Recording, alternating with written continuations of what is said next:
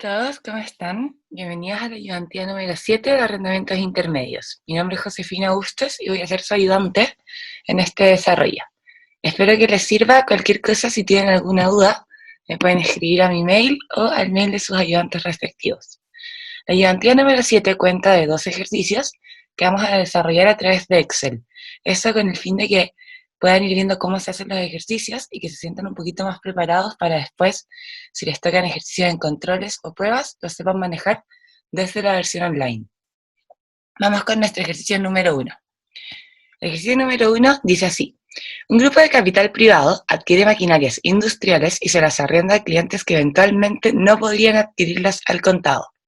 En efecto, una maquinaria altamente específica diseñada para la industria química tiene un valor de 1.000 millones y se arrendará por 4 años en cuotas anuales anticipadas de 275.914.128. Además, existe una opción de compra pagadera al término del cuarto año para adquirir el valor por 1.500 millones. El activo tiene una vida útil económica de 10 años y no tiene valor residual. Antes de leer las preguntas, lo que siempre se recomienda es generar una tabla en la cual anotemos los datos que nos entrega el enunciado. ¿Qué datos nos entrega nuestro enunciado? Nos dice el valor de la maquinaria, el número de periodos, las cuotas, y hay que tener mucho ojo en que nos dice que son cuotas anuales anticipadas. Además nos da el dato con respecto a la vida útil económica y nos dice el valor residual, que en este caso es 0. Ahora sí, podemos partir con nuestra ayudantía. La letra A, ¿qué nos dice? Nos pregunta, ¿cuál sería la tasa de interés implícita que hay que devengar sobre el contrato de arrendamiento? ¿Por qué?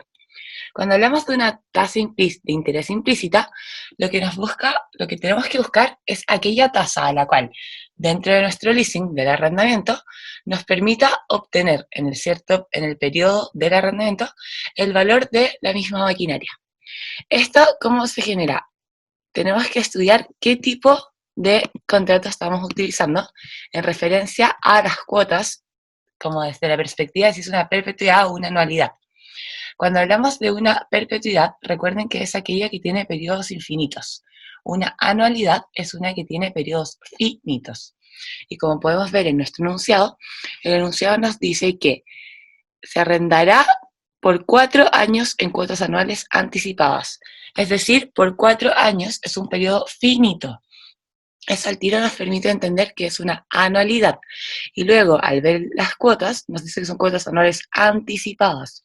Por lo tanto, al ser anticipadas, tenemos la perspectiva de que es una anualidad anticipada. ¿Qué fórmula utilizaremos entonces para poder obtener nuestra tasa de interés implícita? La tasa de valor presente de una anualidad anticipada. Si no la recuerdan, se las dejé aquí escrita. Y les digo que el valor presente es la cuota partida en la tasa por 1 menos 1 partido en 1 más la tasa elevado del periodo por 1 más nuestra tasa.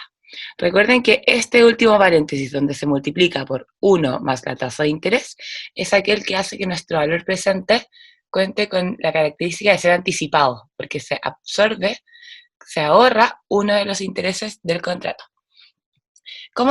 Si se dan cuenta también, mirando nuestra fórmula, ¿qué ocurre? Ocurre que despejar la tasa de interés de la fórmula puede ser un tanto complejo, ya que está en 3 ocasiones y no es simple de obtener.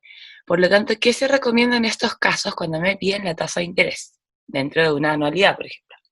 Lo que se recomienda es obtener todos los datos que nos entrega el enunciado y en esta tabla agregar una cuadrilla extra que se llame valor presente. Aquí, ¿qué vamos a agregar? Vamos a agregar la fórmula teniendo la tasa incógnita y en la parte de tasa vamos a ir tanteando qué tasa nos entregará el valor de nuestra maquinaria. Entonces partamos. En el valor de maquinaria nos dice que son 1.000 millones. La cuota nos dice que son los 275.914. El número de periodos en este caso es 4. Recuerden que el número de periodos siempre va a ir en referencia a cuántas cuotas yo pago en el transcurso de tiempo. Entonces, como ahora ocurrió que son cuotas anuales y nuestro contrato dura 4 años, el número de periodos es 4.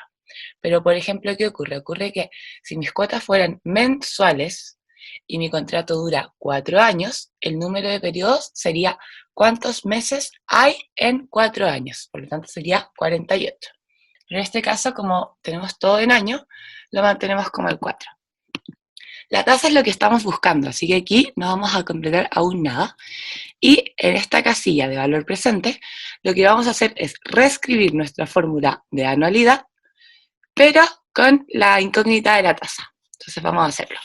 Aquí sería cuota partido en la tasa por 1 menos 1 partido 1 más la tasa, miren aquí se me corrige 1 más la tasa, elevado el número de periodos, ahí sí. Y todo esto lo vamos a multiplicar por 1 más nuestra tasa. Aquí es normal que nos tire el error debido a que no tenemos un valor en la tasa. Y aquí lo que tenemos que empezar a hacer es tantear y encontrar qué tasa va a hacer que nuestro valor presente sea el valor de la maquinaria, es decir, los 1.000 millones. ¿Qué se recomienda generalmente? Se recomienda partir por números que son de cierta forma clásicos y que nos pueden dar parámetros. ¿Cuáles son estos? 5%, 10%, 1%. Entonces, por ejemplo, partamos aquí con el 5%. ¿Ven? Si yo agrego una tasa de 5%, ¿qué ocurre con mi valor presente? Mi tasa es muy baja, ya que el valor presente sobrepasa los 1.000 millones. Por lo tanto, es muy bajo el 5%. Tengo que encontrar una tasa más alta. Probemos, por ejemplo, con el 10%. Ok, con el 10% pasa lo contrario. Me pasé de la tasa, y aquí, si se dan cuenta, el valor presente es un valor inferior a los 1.000 millones. Aquí lo que se tiene que hacer es empezar a tantear hasta ver qué tasa nos entrega el valor de 1.000 millones. Por ejemplo, probemos con el 7%. ¿Ven? Con el 7% aquí, ¿qué ocurre? Ocurre que ya no es 1.000 millones, pero es 1.000 millones 1.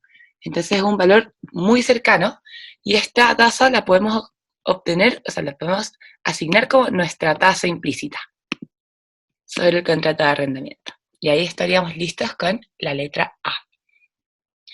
Ahora bien, vamos a la pregunta B. La pregunta B, ¿qué nos dice? Nos pregunta, ¿cuánto sería el gasto por depreciación anual si el leasing fuera de capital? Recordemos que cuando hablamos de un leasing de capital, esto es igual a decir un leasing financiero. Y para calcular la depreciación, ¿qué datos necesitamos? Necesitamos el valor libro, el valor residual, y en este caso les puse N, pero N puede ser el número de periodos o el valor de la vida útil económica del activo. Aquí, ¿cuál tenemos que utilizar? El que sea menor. ¿A qué se refiere eso? Se refiere a que si la vida útil económica del activo, por ejemplo, en este caso, ¿cuánto nos dijo que era? Nos dijo que eran 10 años. Pero, a la vez, tenemos que compararlo con el tiempo en el que dura nuestro contrato. Y en este caso, ¿qué sabemos? Dijimos que nuestro contrato se arrendará por 4 años, es decir, el tiempo del contrato es menor a la vida útil económica del activo. En este caso, para calcular la depreciación, ¿qué valor utilizaremos aquí? Utilizaremos el menor, por lo tanto, utilizaremos el 4. En el valor libro, usaremos los 1.000 millones, y el enunciado nos dice que no existe valor residual, por lo tanto, este será el 0. ¿Cómo calculo mi depreciación? Mi depreciación es el valor libro menos el valor residual partido, aquí les puse la vida útil porque es la fórmula clásica, pero aquí realmente puede ser la vida útil o el número, la duración del contrato, dependiendo de cuál sea menor. Al obtener esto, ¿qué nos dice? Nos dice que nuestra depreciación anual será de 250 millones. Y ahí estaríamos listos con la letra B del ejercicio. Vamos ahora a la letra C. La letra C, ¿qué nos pregunta? Nos dice, ¿cuántos serían los gastos totales que se hubiesen mostrado en las dos partidas que se llevarán a gasto en un arrendamiento financiero? Adicional a eso, nos pregunta, ¿cuánto hubiese sido la diferencia en el total de gastos que se hubiese mostrado si fuera un leasing operativo? Para poder contestar esta pregunta, vamos a hacer dos distinciones. Vamos a hacer al lado izquierdo el leasing financiero y al lado derecho el leasing operativo. Recuerden que, ¿cuál es la diferencia principal que se tiene entre un leasing financiero y un operativo? Tiene que ver con si el arrendador traspasa o no el derecho de uso hacia el arrendatario, es decir, si traspasa los beneficios y riesgos que lleva consigo el activo. ¿Cómo lo vamos a hacer aquí voy a borrar esto para no dar pista. ¿Cómo lo vamos a hacer cuando hablamos de un leasing financiero y nos pregunta con respecto a los gastos totales? En un leasing financiero, en este caso, en nuestro ejercicio, podemos reconocer dos tipos de gastos. En primer lugar, está el gasto que yo reconozco en el interés, es decir, en cada cuota, en cada periodo, cuando yo pago, un porcentaje de esa cuota es parte del interés y la otra es la amortización. Y además de eso, tengo un gasto de que al ser una maquinaria, al ser una propiedad de planta y equipo, esta se deprecia. Por lo tanto, durante los 4 años sufrirá una depreciación. Aquí yo anoté al tiro el dato de que al ser una depreciación lineal, y como vimos en la letra B, aquí calculamos la depreciación por año. Por lo tanto, aquí tenemos nuestros periodos. El primer año, 250 millones, el segundo también, tercero también, y el cuarto igual. ¿Qué pasa ahora? ¿Cómo calculamos el gasto por interés? Para calcular los gastos por interés, lo que tenemos que utilizar es la tabla de amortización. Si alguien no recuerda la tabla de amortización, es esta de aquí. Y vamos a hacer el detalle de cómo se armaba la tabla de amortización. En primer lugar, tenemos N, que es los periodos. Aquí vamos a ordenar cuántas cuotas se pagarán.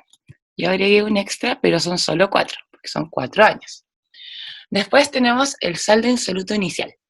El saldo insoluto inicial en el primer periodo, ¿qué será? Será el valor de nuestra maquinaria, que en este caso es 1000. Después, tenemos una columna que se llama interés. Acuérdense que para el interés lo que hacemos es multiplicar nuestra tasa de interés implícito por el saldo insoluto inicial del periodo. Luego tenemos la cuota, que en este caso sabemos que son 4 cuotas iguales, ya que nos lo dice el enunciado. Por lo tanto, ahí podemos llegar y anotar de inmediato las 4 cuotas. Tenemos la amortización. La amortización, recuerden que es la cuota menos el interés. Y finalmente tenemos el saldo insoluto final, que es el saldo insoluto inicial menos la amortización. El saldo insoluto final es lo que a mí me queda por pagar luego de traspasado el periodo. Vamos a armar nuestra tabla. Partamos con el periodo número 1. ¿Qué ocurre en el interés del periodo número 1? En este caso, tenemos que pensar en qué tipo de cuota estamos hablando. Como estamos hablando de una cuota anual anticipada, el anual no es relevante, el anticipada es lo relevante. ¿A qué se refería si yo hablo de una cuota anticipada o una cuota vencida? Se refiere a cuándo yo la pago. Cuando yo digo que es anticipada, se refiere a que el primer pago lo voy a desarrollar al minuto de generar el contrato. ¿Y qué permite esto? Permite que de cierta forma uno se desprenda de uno de los transcursos de interés, ya que como yo estoy pagando en el minuto, no se alcanza a generar un interés por el valor del dinero en el tiempo. Por lo tanto, nuestro interés en el periodo número 1 en una cuota anticipada es 0. ¿Qué pasa ahora con la amortización? Recuerden, amortización es cuota menos interés. Por lo tanto, aquí vamos a hacer nuestra cuota menos el interés. Y el saldo insoluto final será saldo insoluto inicial menos la amortización. Ahí estaríamos listos con nuestro periodo 1. ¿Qué quiere decirnos el periodo 1 si leemos nuestra tabla? Nos quiere decir que luego de pagada la primera cuota, nos queda por pagar 724.085.872. Vamos ahora al periodo 2. ¿Cuál va a ser el saldo insoluto inicial del periodo 2? Siempre el saldo insoluto inicial del periodo n va a ser el saldo insoluto final del periodo n-1. Y ahora sí, como yo estoy en el segundo periodo, ya tengo que considerar una cierta parte de la cuota que es interés, porque ya hubo un traspaso del dinero en el tiempo. ¿Cómo calculo mi interés? El interés es el saldo insoluto inicial del periodo por la tasa de interés implícita que nosotros habíamos calculado en la letra A, que era 7%. 50.686.11. ¿Cuál va a ser mi amortización? Será la cuota menos la tasa, menos el interés. Y finalmente mi saldo insoluto final será el saldo insoluto inicial menos la amortización. De esta misma forma vamos a ir completando toda nuestra tabla. Y aquí la mentalidad es siempre la misma, ya que no nos cuenta que hay ninguna distinción. Vamos a hacer aquí la cuota menos la interés. Y finalmente nuestro último periodo por el 7%. Vamos a restar aquí. ¿Cómo yo sé si mi tabla de amortización está bien realizada? Debido a que el saldo insoluto final del último periodo siempre debe ser 0 o debe tender a 0. Vamos a mirar este caso que ocurre. Si se dan cuenta, ¿qué pasa aquí? Aquí nos dio menos 1. ¿Por qué nos dio menos 1 y no nos dio el 0? Debido a que, si miran nuestra tabla, yo el saldo insoluto inicial que utilicé fueron los 1.000 millones, que es el valor que me entrega el enunciado. Pero si volvemos a nuestra letra A, cuando hicimos el tanteo, ¿recuerdan que el valor presente nos dio muy cercano, pero no alcanzó a ser los 1.000? Aquí, este error es debido a que aquí en vez de el 1.000 millones, yo debería haber aplicado el valor presente que me dio con la misma tasa. ¿Ven que ahí se va a 0? Pero por temas de enunciado, lo voy a dejar con los 1.000 millones. Vamos a aceptar este rango de error. Que el rango de error es simplemente por el hecho de que aquí yo puse 1.000 millones y no 1.000 millones 1. Vamos a calcular ahora los gastos totales entonces que yo obtendría en un leasing financiero. ¿Cuáles serán estos? Serán la suma entre todos los intereses de todos los periodos más la suma de todo el interés de todos, más la suma de las depreciaciones de cada año del transcurso del contrato. Entonces aquí vamos a sumar.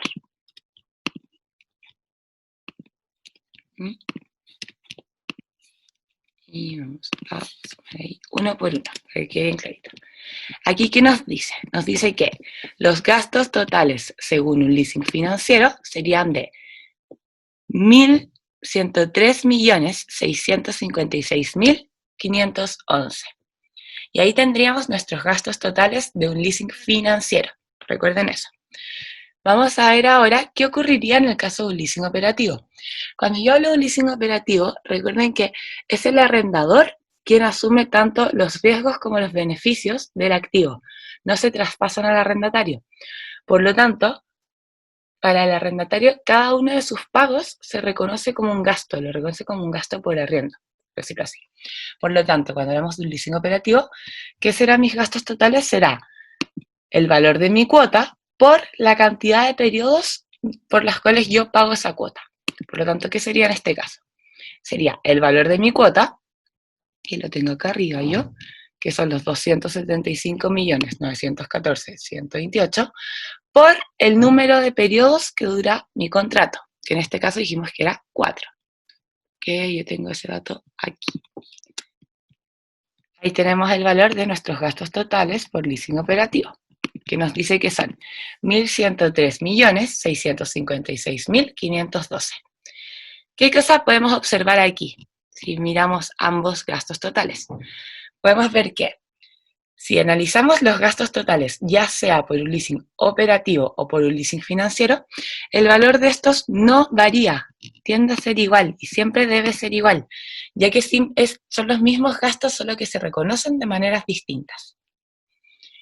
Perfecto. Ahí estaríamos listos con la letra C.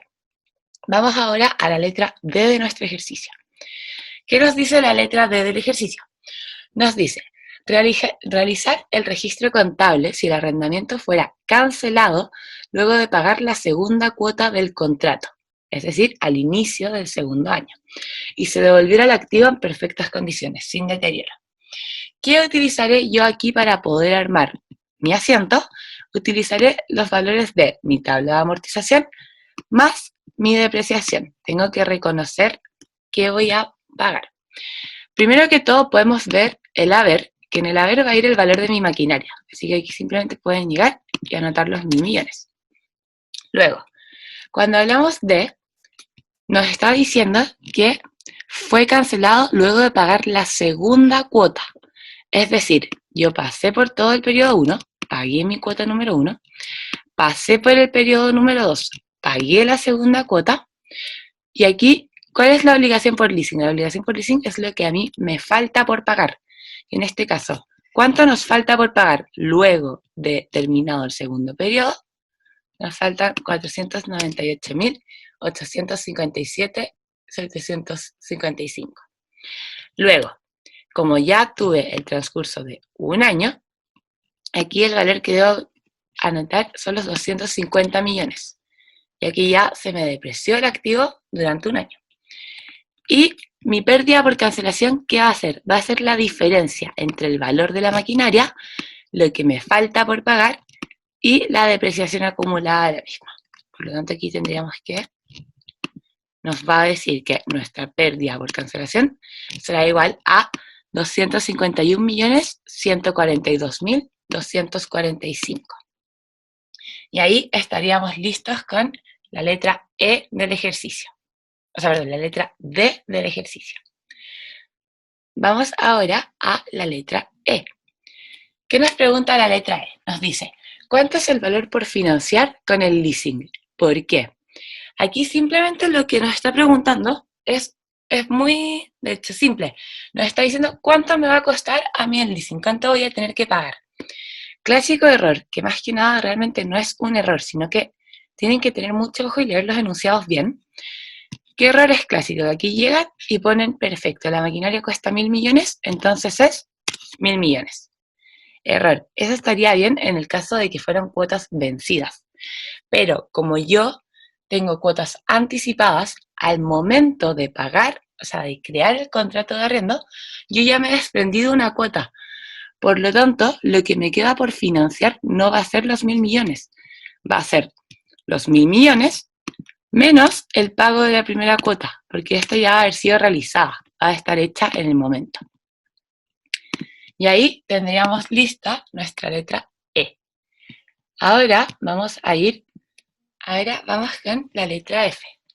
En la letra F, ¿qué nos pregunta? Nos dice, si el valor presente de las cuotas fuese más que el valor razonable, ¿qué debiese ocurrir con la contabilización del leasing?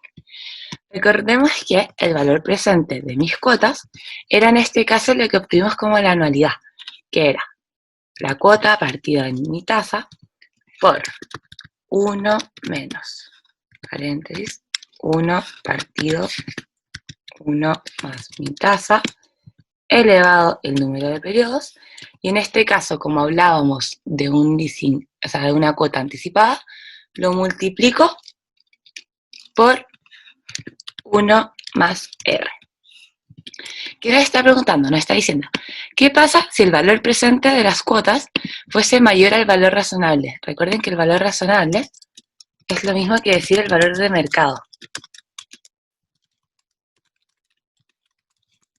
¿Y qué ocurre aquí? Si el valor presente de mis cuotas fuese mayor que el valor de mercado o el valor razonable, quiere decir que yo le estoy otorgando un valor mayor a lo que hace el mercado. Lo estoy, de cierta forma, sobrefinanciando. Por lo tanto, si yo en el mercado le atribuye un valor menor, ¿qué es lo que debo hacer? Siempre debo considerar el menor de estos dos. En este caso, me tengo que guiar por el valor de mercado. Tengo que hacer el leasing en base a la contabilización del mercado. Ya que no tiene lógica que yo arriende, por ejemplo, si mi maquinaria, el arriendo cuesta 1.000 millones. Ya me están diciendo que me la arriendan por 1.500 millones. ¿Cuál es la lógica de que yo la arriende por 1.500 millones si en el mercado la puedo encontrar a 1.000 millones? ¿Se entiende? Es la perspectiva de que yo me tengo que ir por el que sea menor. Por lo tanto, en este caso, ¿qué debiese ocurrir? Debiese ocurrir que la contabilización se genera en base al valor razonable. Aquí recuerden que utilizamos, en el caso del valor presente, la tasa implícita.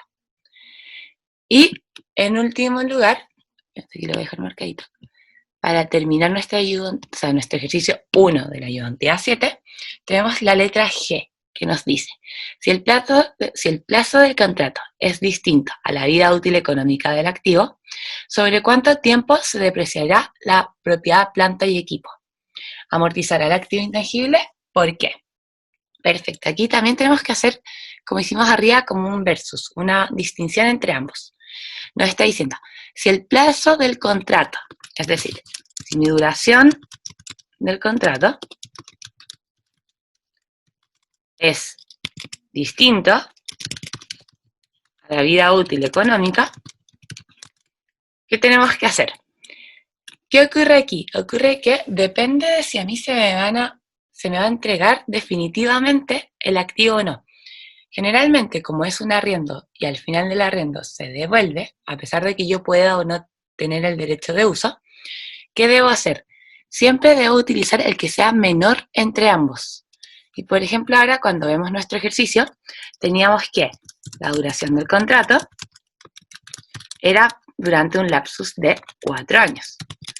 Versus la vida útil económica, que el enunciado nos dijo que eran 10 años. Por lo tanto, entre estos dos, como yo sé que me lo voy a devolver, a pesar de que existe una opción de compra, ¿cuál debo utilizar? Siempre debo utilizar el menor, en este caso los 4 años. ¿Qué ocurriría en caso contrario? Imagínense que a mí me hubieran dicho un contrato por un plazo de 20 años y la vida útil económica es de 10 años. Ahí, cuando yo hablo de sobre cuánto tiempo se depreciará la propiedad, planta y equipo, debo utilizar la vida útil económica, ya que es menor a la duración del contrato. Esto es cuando yo no tengo asegurado que el activo finalmente será mío, sino que existe esa opción de que tal vez se devuelva. ¿Qué pasa ya cuando yo sé que el activo definitivamente será mío? Sin importar la duración del contrato, siempre utilizo la vida útil económica para el término de depreciación, cuando yo finalmente me quedaré con el activo. Ahí estaríamos listos con el ejercicio número 1 de nuestra ayudantía 7 de arrendamientos intermedios. Vamos a ir ahora al ejercicio número 2. Espero que les haya quedado claro. Cualquier cosa, si llegan a tener cualquier tipo de duda, me pueden escribir tanto a mi mail como al mail de sus respectivos ayudantes en el caso de no ser yo. Vamos a ir con el ejercicio 2. Perfecto, ahora vamos a pasar al ejercicio número 2 de nuestra ayudantía 7 con respecto al leasing intermedio. El ejercicio 2 dice así: una compañía dedicada al cultivo de truchas tenía una flota de 20 lanchas para navegar entre las diferentes piscinas donde tenía los peces según sus distintas variedades. La disminución de la actividad piscícola ha hecho que 3 de los botes queden ociosos permanentemente y por tanto, dado que su vida útil económica aún es de 5 años más, comenzaron a analizar las alternativas de uso. El valor de mercado de cada una de las 3 lanchas es de 8 millones, pero también existe la posibilidad de arrendar a la competencia las 3 embarcaciones por 6 años con un pago anual de 4.520.000 a la firma del contrato. El contrato de arrendamiento no transferirá la propiedad legal al final de este, ni existe una opción de compra. Además que los activos son sumamente líquidos, poco específicos, y ni el arrendador ni el arrendatario realizan modificaciones importantes sobre los mismos. La tasa de interés de mercado que podrá conseguir mediante un financiamiento en iguales condiciones y plazo es de 4% efectiva anual. Vamos entonces a lo mismo que hicimos en el ejercicio 1, a ir anotando nuestros datos. En primer lugar, ¿qué dato tenemos? Tenemos el dato del valor de mercado, que nos dice que de cada una de las 3 lanchas es de 8 millones. Por lo tanto, ¿qué pasa? Cuando yo hablo de las 3 lanchas, serían los 8 millones por 3, ¿cierto? Después, si seguimos, ¿qué más nos dice? Nos dice que existe la posibilidad también de generar un arriendo de la competencia de las 3 embarcaciones por 6 años, es decir, de generar un leasing. El leasing, sus periodos de cuánto va a ser, nos está diciendo que es de 6 años, con un pago anual, es decir, son cuotas, voy a agregar el detalle, con un pago anual de 4.520.000. Ahí, a la firma del contrato. El contrato, ahí tenemos nuestros datos. Además nos dice al final que la tasa de interés de mercado que podría conseguir mediante un financiamiento en iguales condiciones y plazo es de 4% efectiva anual. Y me dice que la vida útil económica que queda aquí en adelante es de 5 años. En el caso de mis lanchas que yo tengo la posibilidad de vender. Vamos a ir entonces a la letra A.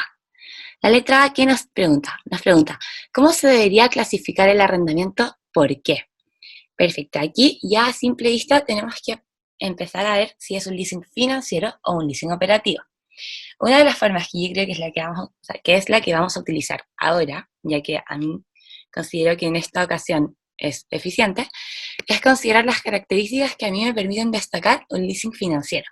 Estas son las 10 características claves y vamos a ir viendo una por una. Recuerden que ya con el hecho de que se cumpla una de las 10 características, el leasing puede ser determinado como financiero. Vamos en la primera. La primera que dice, se traspasan los beneficios y riesgos del activo. El enunciado nos dijo específicamente que esto no ocurre. Luego, existe una opción de compra y existe gran posibilidad de ser aplicada. ¿A qué se refiere esto? Se refiere a que no simplemente por el hecho de que yo tenga una opción de compra, el leasing al tiro va a ser financiero, sino que tiene que ser una opción de compra que es posible que se aplique, es decir, que se vaya a llevar a cabo. Tiene que ser probable que se lleve a cabo. En este caso, si vemos el enunciado nos dice ni existe una opción de compra. Por lo tanto, tampoco. Después, es un activo diferenciado específico. El enunciado nos dice explícitamente poco específico. Por lo tanto, también no nos sirve. Transferencia de propiedad legal. El enunciado a la vez también dice no transferirá la propiedad legal al final de este. Por lo tanto, tampoco. El valor presente de los cánones de arriendo es sustancialmente menor al valor de mercado. Vamos a hacer aquí una distinción con respecto a la característica número 4. ¿A qué se refiere esto? Se refiere a que si yo calculo el valor presente de mis cuotas, el valor presente de este tiene que ser sustancialmente menor al valor de mercado. Aquí vamos a hacer entonces, vamos a ver si esto es real o no. ¿Cuál sería el valor presente de mi canon de arriendo? En este caso, considerando la posibilidad de leasing, vamos a anotar los datos. Vamos a anotar nuestra cuota, los periodos, n igual a periodo, y nuestra tasa de interés. Sabemos que la cuota son los 4.520.000. El número de periodos nos dice que es 6 años. Y la tasa nos dice que es de un 4%. Muy importante aquí, cuando yo aquí utilizo el 6, este 6 está bien utilizado o mal utilizado. Hay que tener la misma mentalidad que fue lo que les dije para el ejercicio número 1. En el ejercicio número 1, si nos damos cuenta, lo que habíamos dicho en referencia a si utilizo el número de periodos o el valor de la vida útil económica. Siempre debo utilizar el menor entre ambos. Por lo tanto, en este caso, el número de periodos no sería 6, sería 5. Y con estos datos, lo que yo tengo que hacer es obtener mi valor presente del canon de renta, lo cual sería utilizando la fórmula de anualidad, que sería, vamos a calcular, la cuota partida en la tasa por 1 menos 1 más mi tasa elevado a la cantidad de periodos, y esto lo vamos a multiplicar, y además le vamos a sumar una de las cuotas, que es el valor, para poder traerlo al valor presente. Este es el valor presente que nos daría nuestro canon de arriendo. ¿Qué pasa si lo comparamos, hacemos un versus, con el valor de mercado? El valor de mercado, si recuerdan, nos decía que por cada lancha el valor de mercado era de 8 millones. Por lo tanto, mi valor de mercado de las 3 lanchas, ¿cuál sería? Sería igual a los 24 millones que habíamos calculado. Por lo tanto, ¿qué cosa podemos ver aquí? Podemos ver que el valor presente de los cánones de arriendo no es significativamente menor al valor de mercado, de hecho es mayor. Así que la propiedad 4 tampoco se cumple. Vamos con, la propiedad, la 5 no se cumple. La característica número 5. Ahí sí. Vamos ahora a leer la 6. El activo posee la opción de subarriendo. No, en este caso nos dice explícitamente que no ocurrirá tampoco. Ahora con estas 3 características podemos partir viendo tal vez una distinción más grande que nos permitirá entender si es o no un leasing financiero. Vamos a ver en primer lugar la alternativa 7. ¿Qué nos dice? Dice, el valor presente de las cuotas de arriendo representa una parte significativa del valor de mercado. Aquí esto lo calculamos explícitamente. ¿Qué pasa? El valor presente sobrepasa el valor de mercado, por lo tanto, la alternativa, o sea, la característica 7 sí se cumple. Luego, existe la 8 dice, la proporción comprendida entre el plazo del contrato y la vida útil económica del activo es significativa. Vamos a hacer aquí la distinción con respecto a la característica número 8. Cuando me dice la proporción comprendida entre el plazo del contrato, y la vida útil. El plazo del contrato nos dice que sería por 6 años y la vida útil es de 5 años. Por lo tanto, aquí si sacamos la proporción, es simple de ver, pero igual si la quisieran calcular, podemos ver que cumple con el hecho de que el plazo del contrato sí es una proporción significativa de la vida útil, son 120. Por lo tanto, esto también ya se cumple. Aunque ya con el hecho de que se nos cumpliera una, estamos listos, pero igual vamos a ir tachando una por una. ¿Qué dice la 9? La 9 dice, existe una cancelación unilateral recompensada. Al mirar el enunciado, nos dice que ninguno de los dos realizará modificaciones importantes de los mismos y no se transferirá ni existe, además, son sumamente líquidos y que ninguno generará modificaciones. Por lo tanto, esto también no nos da ningún tipo de información para poder decir con respecto a eso. Y en el último caso, la última característica es, la proporción comprendida entre el valor presente de los cánones de arriendo y el valor de mercado es superior a aquella comprendida entre el plazo del contrato y la vida útil. Para eso vamos a utilizar estos dos cálculos que ya realizamos. Cuando sacamos la proporción que cumple los cánones de arriendo sobre el valor de mercado, este nos dice que es de vamos a ver el porcentaje, de un 103%. Y cuando hablamos de el plazo del contrato con la vida útil, vemos que es un 120. Por lo tanto, si vemos la proporción que se encuentra entre ambos, podemos ver que el 103 sobre el 120 sí corresponde a una parte significativa, es un 86%, por lo tanto esta característica también se cumple. Como les dije antes, ya con el hecho de que se cumpliera una, ya podemos determinar que es un leasing financiero. Pero de todas formas, nunca es malo ir una por una y ir revisando, porque así pueden tener un sustento extra. Como aquí, por ejemplo, como yo tengo 3 características que se cumplen, puedo asegurar que es un leasing de tipo financiero. Y ahí estaríamos listos con la letra A del ejercicio 2. Ahora vamos a ir a la letra B del ejercicio 2. Esta, ¿qué nos preguntaba? Nos pregunta, revisar los registros contables de los 3 primeros años para el arrendador. Perfecto, ¿qué datos son importantes aquí? En primer lugar, considero que estamos hablando de un leasing financiero. Por lo tanto, ¿qué ocurre con un leasing financiero?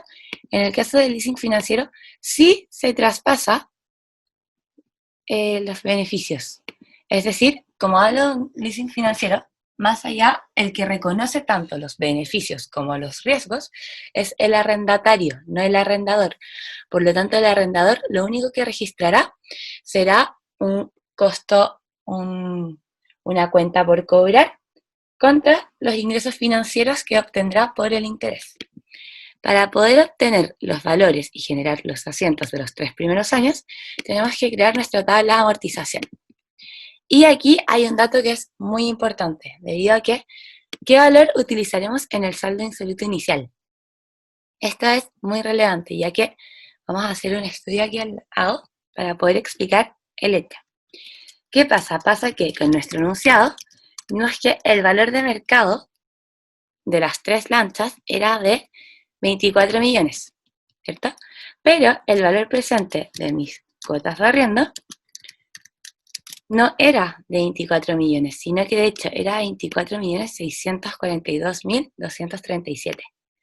¿Qué ocurre aquí? Ocurre que yo necesito que el valor presente de las cuotas sea igual al valor de mercado, tienen que ser semejantes. ¿Y cuál es el error que hay aquí? ¿O qué es lo que está fallando? Lo que está fallando es mi tasa de interés. Por lo tanto, lo que tengo que hacer es calcular el valor presente de las cuotas y encontrar la tasa de interés que a mí me permita hacer que el valor de las cuotas sea igual al valor de mercado.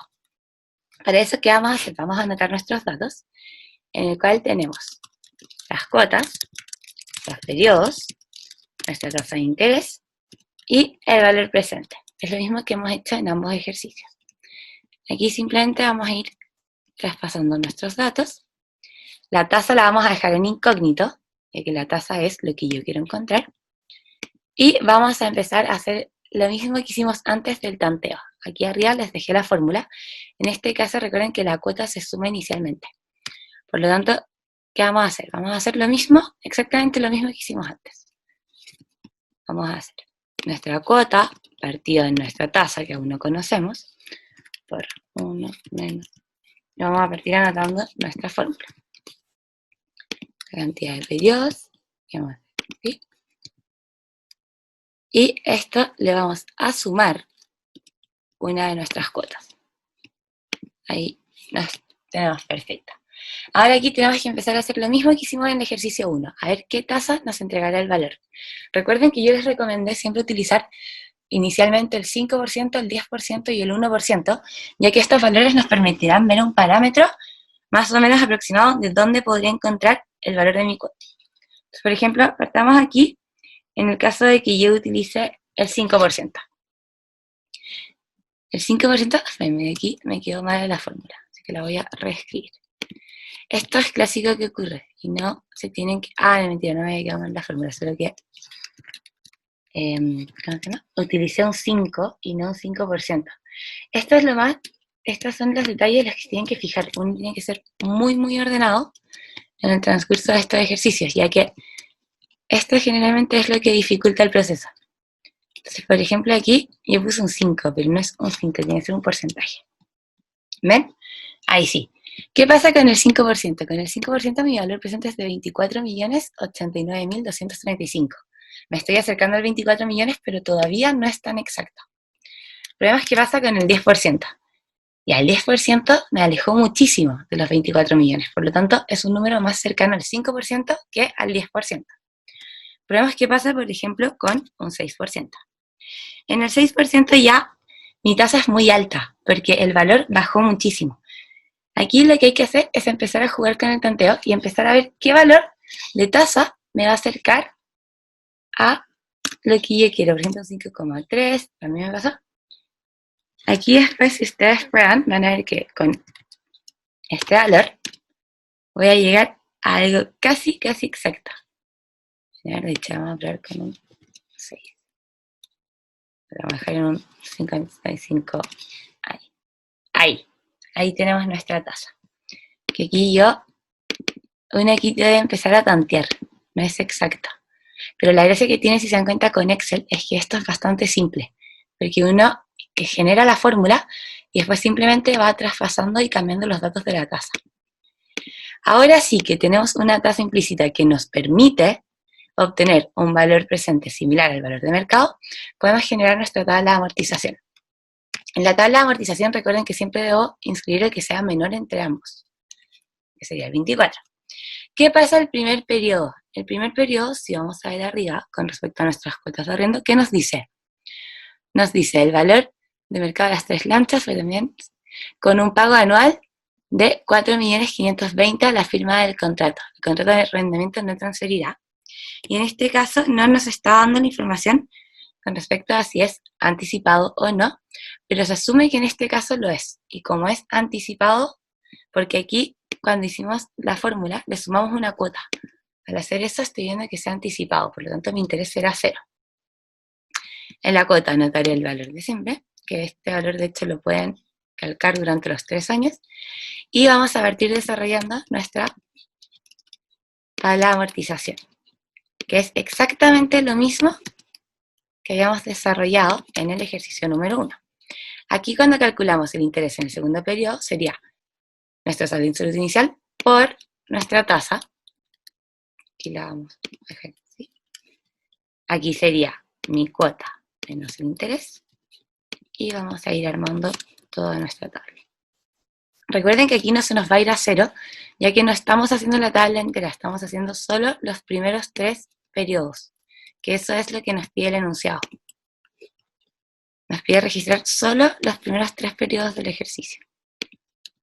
Entonces ahí estaríamos listos con la parte que sería del arrendador, ya que el arrendador solo reconocerá el interés, no es él quien reconoce los gastos y beneficios externos.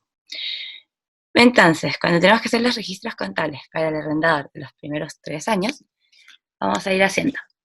En mi periodo número 1, el asiento principal y que siempre debe ser generado es aquel cuando yo entrego el activo. Este lo vamos a utilizar como cuentas por cobrar contra el valor de mi propiedad, planta y equipo. Es decir, yo entrego una propiedad, planta y equipo y a mí me otorgan una cuenta por cobrar. ¿Por qué valor? Por el valor del arrendamiento, es decir, por los 24 millones. Este sería mi asiento para el periodo número 1. La primera parte, para el periodo 0, ni siquiera para el 1, es para cuando a mí yo entrego el activo. Ahora sí, si continuamos en nuestro periodo número 1, ¿qué va a registrar el arrendador? El arrendador va a registrar un ingreso por efectivo contra una disminución por sus cuentas por cobrar. ¿En qué valor? En el valor de la cuota. Ahí estaríamos listas con nuestro periodo número 1. Vamos ahora al periodo número 2. ¿Qué ocurre en el periodo número 2? Este asiento, el inicial, solo se genera cuando yo entrego el activo, porque es el principal, es el inicial. En el periodo número 2, ¿qué ocurre? Si miramos nuestra tabla, vemos que a mí me pagan una cuota, esta cuota está compuesta por una parte de amortización y por un segmento de interés. Por lo tanto, el asiento, ¿cuál va a ser? Nuevamente va a ser efectivo, ya que a mí me ingresa una cuota, a mí me están pagando, y aquí voy a tener una porción de cuentas por cobrar, que es lo que disminuye, y una parte de ingresos financieros. ¿Qué valor otorgaré en cada uno? En cuentas por cobrar siempre va la amortización del periodo y el ingreso financiero son los intereses. Ahí estaríamos listos con el registro del periodo número 2. Voy a hacer aquí paralelo el registro del periodo número 3. Nuevamente, yo tendré un ingreso por efectivo, disminuirán mis cuentas por cobrar, ya que me están pagando una parte, y obtendré un ingreso financiero comprendido en el interés. En la parte de efectivo siempre va el valor de la cuota. En cuentas por cobrar, inscribo la amortización, que en este caso sería, y el ingreso financiero sería el interés. Lo vamos a expandir. Y ahí tendría mi asiento y registro del tercer periodo. Y ahí estaríamos listos con los registros contables de los primeros 3 años para el arrendador. Aquí estaría nuestro periodo número 1, nuestro periodo número 2 y finalmente el periodo número 3. Realmente ahí estaríamos listos. Espero que esté clarito hasta acá. Vamos ahora a la pregunta C. Y nuestra última pregunta de la ayudantía. ¿Qué nos pregunta esta? Nos dice, realizar los registros contables de los 3 primeros años para el arrendatario si es que el activo no fuese vendido en ninguno de los casos presentados. Perfecto, aquí, ¿qué tenemos que tener también relevante para ordenarnos? Primero que todo, comprender que es un leasing financiero. Cuando es un leasing financiero, el que asume tanto los beneficios como los riesgos del activo es el arrendatario. Por lo tanto, el arrendatario no solo reconocerá, por ejemplo, el gasto por interés, sino que será él también quien se lleve, por ejemplo, el gasto por depreciación, que en este caso sí lo tenemos que registrar. Vamos a crear nuevamente nuestra tabla de amortización, que es exactamente la misma que utilizamos arriba. Es la misma para el arrendador como para el arrendatario. Aquí lo que voy a hacer simplemente va a ser copiar los datos que utilizamos para el arrendatario, ya que son literalmente los mismos. Esto no varía. Y voy a ir haciéndolo así para que quede ordenadito. Ahí está nuestra tabla de amortización, que nos permite ver una parte de lo que serán los registros del arrendatario, pero además tenemos que tener claro que al ser el arrendatario quien asume tanto los riesgos como los beneficios, es él, por ejemplo, a quien se le va a cargar la depreciación del activo. Y aquí lo que tenemos que ver es cómo calcular la depreciación, porque no hemos visto todavía el cálculo. Para calcular la depreciación, ¿qué es lo que tenemos que hacer? Les recuerdo que la fórmula de depreciación es igual a mi valor libre menos mi valor residual, partido en mi vida útil o en el plazo del contrato, cualquiera de los dos que sea el menor.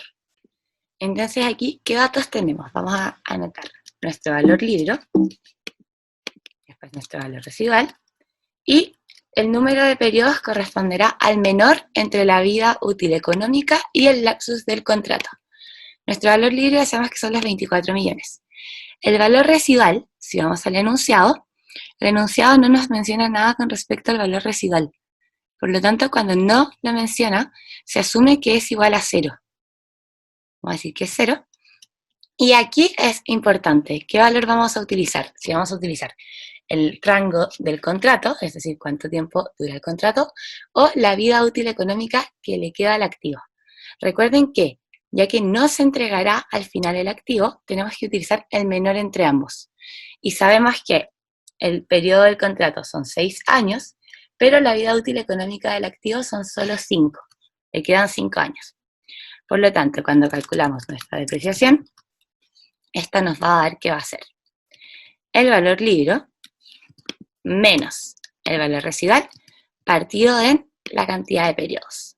Es decir, 4.800.000. Esa va a ser nuestra depreciación anual por periodo. Esa la vamos a anotar aquí. Y como es lineal, simplemente la misma todo el tiempo. Ahora bien, que ya tenemos nuestros datos, vamos a partir armando los registros contables para el arrendatario. En primer lugar, cuando tenemos nuestro periodo número 1, el periodo 0, que arriba lo nombré como el periodo 1, pero también podría ser el periodo 0, ¿qué va a generar el arrendatario? Al arrendatario, primero que todo, le va a ingresar una propiedad, planta y equipo. Le va a ingresar la maquinaria. Y a esto va a tener que cargar una obligación por leasing. ¿Por qué valor? Por el valor del activo, es decir, por los 24 millones. Este es mi activo de presentación. Ahí estamos. Vamos ahora a el transcurso del periodo número 1. En primer lugar, el arrendatario va a pagar una parte de la obligación por leasing, por lo tanto esta va a disminuir. Además de esto, ¿qué va a entregar? Va a entregar en el primer periodo, como no tenemos interés, simplemente va a disminuir su obligación por leasing contra una cuenta de efectivo. ¿Por qué valor? Por el valor de la cuota. Clásico error, que llega y lo dejan simplemente así. Y dejan así los registros contables, por ejemplo, para el periodo 1. Recuerden que al ser un leasing financiero, es el arrendatario quien asume los gastos y los beneficios. Por lo tanto, aquí no estamos listos. Aquí falta agregar la depreciación. ¿Cómo yo agrego la depreciación? La agrego como gasto por depreciación contra depreciación acumulada. ¿Por qué valor? Por lo que se deprecia en un año. Ahí sí estaríamos con los registros contables del primer periodo para el arrendatario. Vamos ahora bien a realizar aquí paralelo los registros del segundo periodo. Recuerden que este solamente se genera cuando yo hago el contrato. No es para más adelante. Pero ¿qué va a pasar? En el periodo número 2, yo estoy haciendo una obligación por leasing. Estoy pagando una parte de lo que debo. ¿Cómo pago esto? Lo pago con un porcentaje de efectivo. Pero ahora sí, en el segundo periodo, ¿qué ocurre? En el segundo periodo yo tengo interés. Por lo tanto, al tener interés, ¿qué pasa? Pasa que yo tengo que agregar aquí una cuenta que se llama gasto financiero, ya que yo estoy pagando un porcentaje de interés. Y ahora sí, aquí agrego el efectivo.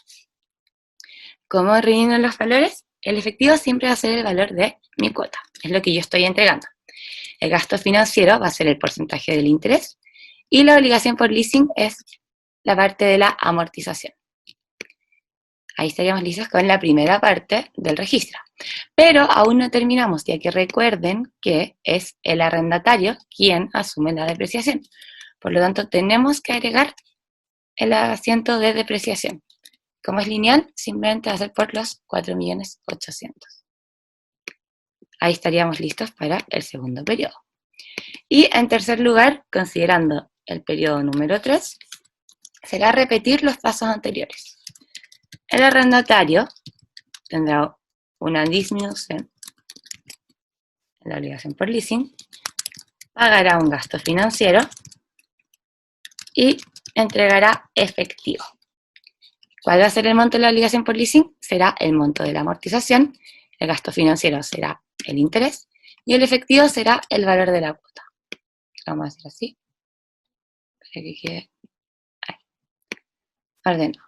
Y finalmente, que nunca se les olvide, el asiento de la depreciación, que lo vamos a agregar con los mismos valores. Y ahí estarían nuestros registros contables para los 3 primeros años por parte del arrendatario. Eso sería todo para nuestra ayudantía número 7 de leasing intermedio. Espero que les haya quedado claro. Cualquier duda, si tienen cualquier tipo de duda, me pueden escribir un mail a mí o a sus ayudantes. Y lo que sea que necesiten, o si se pierden, no duden en preguntarnos. Espero que sea claro. Que estén muy bien. Nos vemos.